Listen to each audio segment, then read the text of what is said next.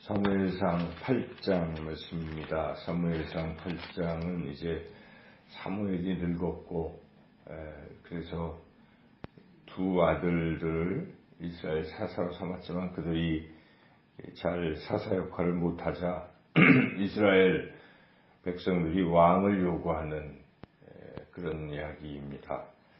왕을 요구한다는 것은 여기 우리가 읽은 그대로 이제 하나님보다 다른 사람을 의지하겠다, 이제 그런 뜻입니다.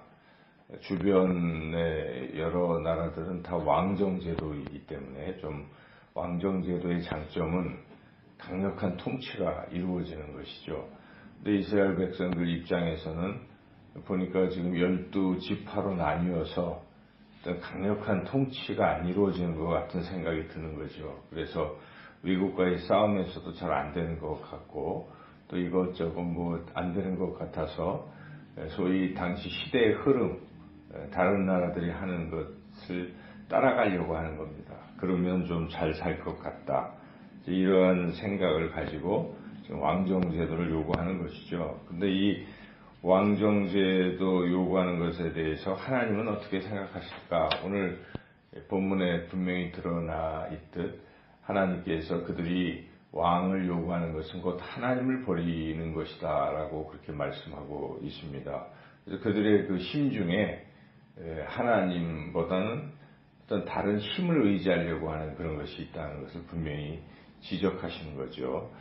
사무엘 입장에서는 물론 자기 아들들을 잘못 키운 그런 것도 있지만, 그래서 그 두 아들들이 판결을 굽게 하고 뇌물받고 이렇게 하는 잘못이 있는 것이 분명히 있지만, 그래서 왕을 요구하는 것에 대해서 그것 때문에 일견 불쾌하게 여긴다고 생각할 수도 있겠지만, 그래도 사무엘 마음속에는 그것보다는 이스라엘 백성들이 하나님을 버리고 왕을 요구하는 것에 대해서 사무엘이 매우 언짢게 생각하는 거죠. 그래서 그런 사무엘이 언짢게 생각하는 마음과 하나님 마음은 같은 것이고, 그래서 하나님은 이 왕정 제도를 원하지 아니하셨다 하는 것이 분명합니다. 그래서 하나님께서 그들에게 이제 못하도록 일단 처음에는 사무엘을 통해서 이제 말씀해 주셨건만, 그러나 백성들은 말을 안 듣습니다. 그래서 이 왕이 세워지면 결국 백성들이 괴로운 것이다.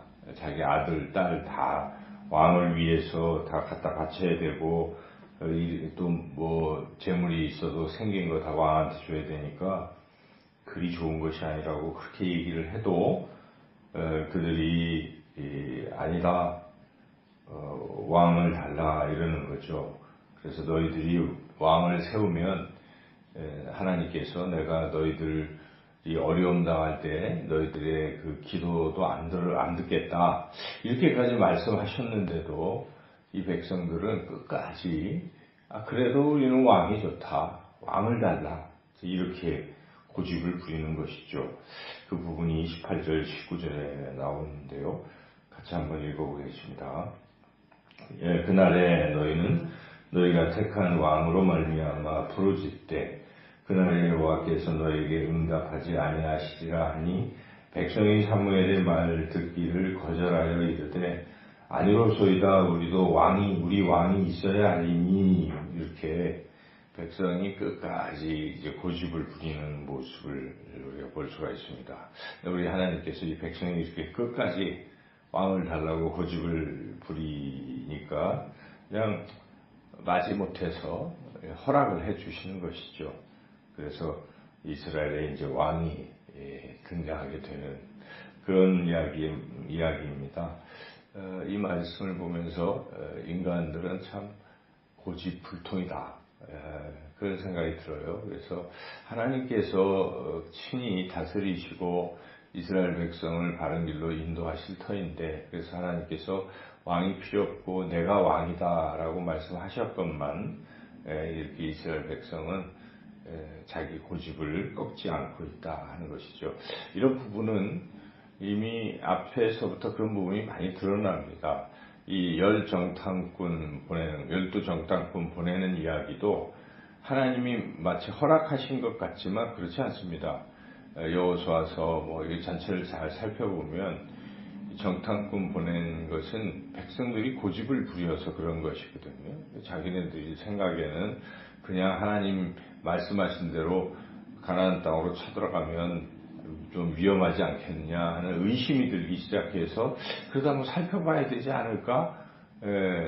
돌다리도 두드리고 건너봐야지 이런 나름 인간적인 생각을 가지고 자꾸 모세한테 요구한 거죠. 그래서 모세가 하나님께 여쭤보니까 그렇게까지 한다면 하고 허락해 주신 것이죠. 이제 그런 부분들이 있어요. 그러니까 하나님의 원래 뜻이 아니지만 인간이 하도 고집을 부리니까 하나님께서 마지못해서 허락해 주시는 것. 그러나 그 결과는 항상 좋지 않았다는 것을 우리가 알아야 됩니다. 인간이 고집 부려서 하나님이 할 수 없이 허락한 이런 부분들은 결과가 좋지 않습니다. 그 12정탐꾼 그것 때문에 어떻게 됐습니까? 이스라엘 1세대는 그냥 다 죽어버렸습니다. 광야에서 38년 동안 그냥 헤매다가 다 죽게 된 것이죠. 그래서 그런 선택이 별로 안 좋다는 것입니다. 여기 지금 왕정 제도를 지금 요구했지만 결국 이스라엘의 왕정 제도가 성공하지 않았습니다. 실패했습니다. 다윗 왕이라는 걸출한 왕이 물론 드물게 선한 왕들이 좀 나타나긴 했지만 대부분 악한 왕들이었던 것이고 그러한 왕들의 그런 폭정, 하나님을 섬기지 않고 자기 하는 이런 것으로 말미암아 결국 남유다도 북이스라엘도 멸망해서 온 백성이 바벨론 포로로 끌려가는 그런 종말을 맞이하게 된 것이죠. 그 왕정제도가 좋은 것이 아닌데 이렇게 이스라엘 백성이 자꾸 고집을 부렸다는 것이죠. 고집을 꺾지 않는 것.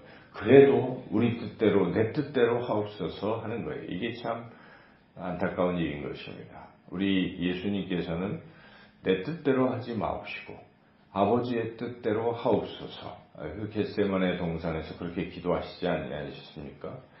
그것이 중요한 것입니다. 물론 우리는 인간적으로 이런저런 생각을 할 수가 있습니다. 내 생각이 옳은 것 같기도 하고 하지만 우리가 기도하며 또 말씀을 묵상하며 이게 잘못됐고 하나님이 원하시는 것은 이런 것이야 라고 깨닫는 순간 우리는 과감하게 내 뜻을 버릴 수 있어야 됩니다. 그러나 어떤 사람들은 말씀을 듣고도 또 기도를 했다고도 하는데 자기 고집은 여전히 있어요.